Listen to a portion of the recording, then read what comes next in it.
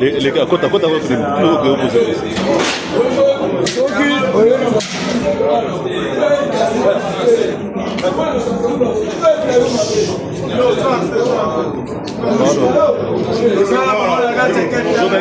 journaliste, très journaliste à poser question.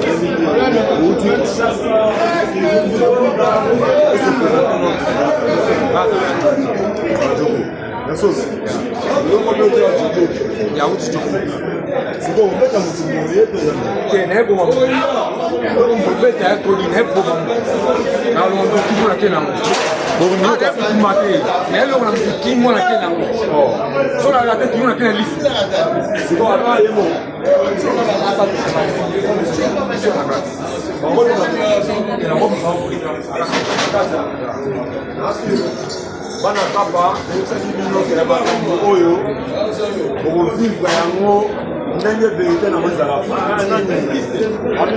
Anniversaire mana ebino te ba o ko tsaka na beta o ba tsaka beta na lo lisu ana emela makila na emela makila na kena na lo lisu c'est comme la mode on le gère on va le médaille on va faire la sentir au zo na mabo et donc là on a commission la foule la kena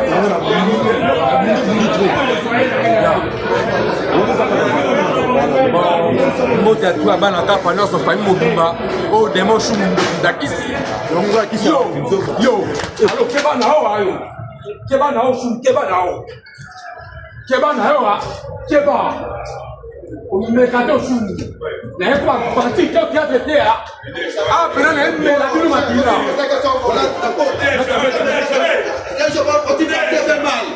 Sasa basta comigo, ndio briga comigo. Essa angolano vai te mostrar que é só eu. Ele da puta que pariu, pá. Bana kapa, bana jogo, bandeko, makambo le karaboui. Eza kibino boya, boye zitete. Oya osopa dia ba bilena ye, ko banda karate. Yo de ga no pesa makambo oza makambo Saint-Figaro. Lata sukani le kasi no makambo to le ka. So la bila sukani sukani. Ah ouais, une démonstration banioka bazobina bakisi ya danger alors ça va parler souvent na yo détail donc va mettre de l'esprit va mettre à Cape Town oki portugais pas la portugaise va rebondir anglais na lingala donc il faut ya danger va mettre tout au côté na kata podium na kata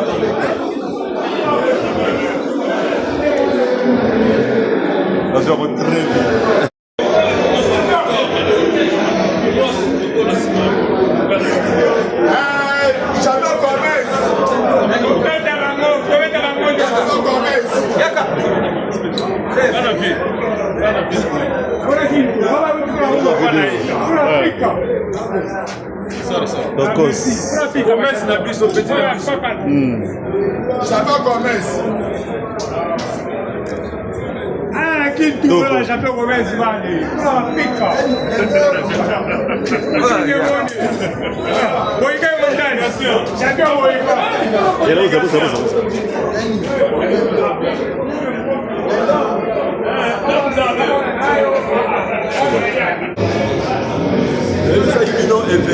Événement, par représentant ya mboka wana Saint-Figaro azali wana oyo kokufa solo toyebisaki bino lelo na soka ezala mistiki libenda chanive ya bino aza wana na asira bandeko baza oyo baye kotala soare en tout cas minyapam babi bisi ya mboka okoya bayabeka oyo ezala bien asona baolanda bino message par rapport à événement ezala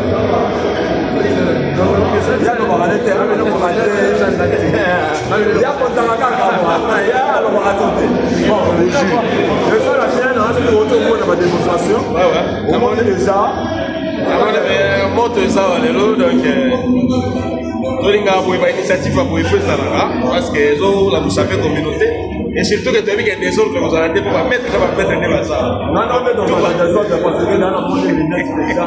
Il y a combien ça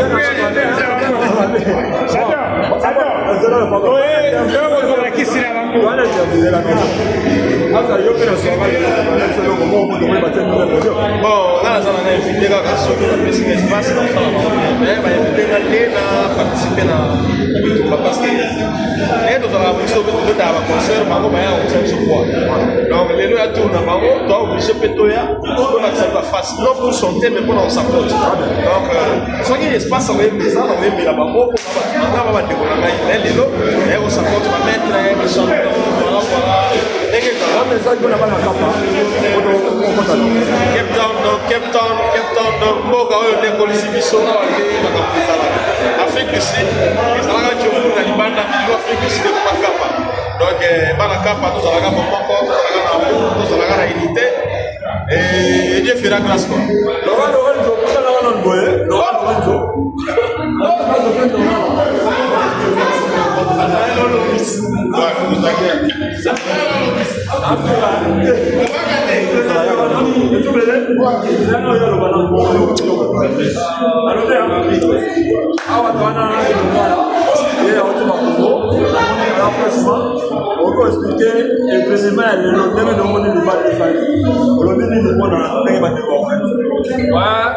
Merci, Corsi Mangari, pour la parole. En tout cas, message de Sarah Guérin, Kapa Isa ou Kapa Isa en marche. Pourquoi il aura couru tout ça, la besoin d'amour pour l'avancement de travail que vous voulez dans le pays. Je dis qu'il fait des bien, les autres nous attaquer pour les mettre. C'est vraiment, voilà, je vais nous voir là. C'est bien à Kati. Moi, ça n'a rien de belé. Le moyen de Panzawa, de Laurent Lorou.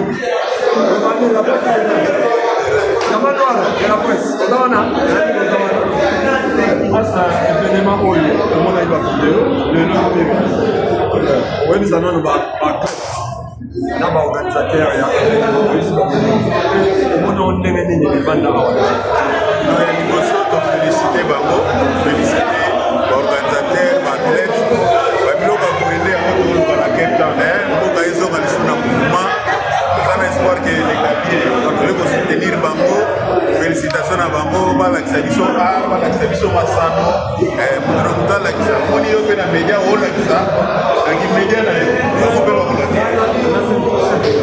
il y a un seul Figaro, il y a un peu de numéro 2. Vous comprenez?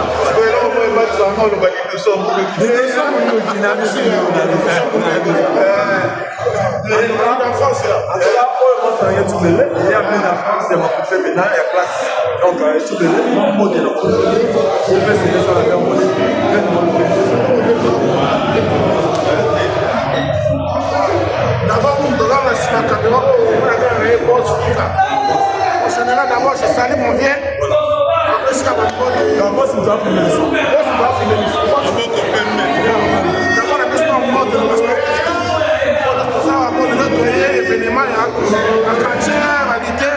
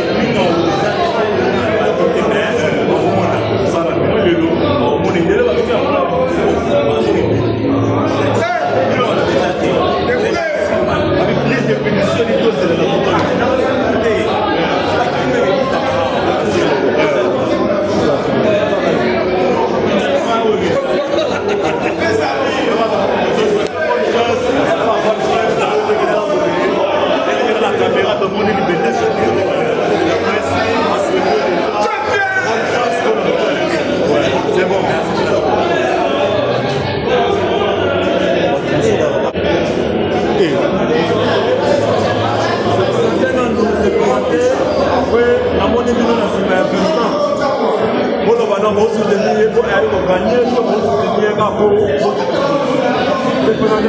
Moi, c'est RK artiste congolais, compositeur, chanteur. Et ça,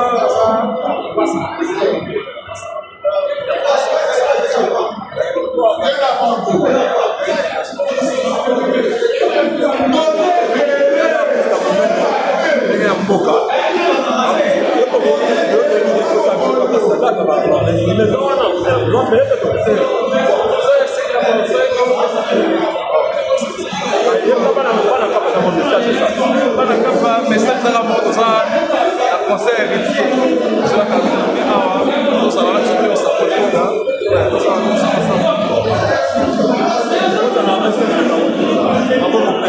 Ça fait longtemps qu'on peut faire la blague. Grand boss. Grand boss.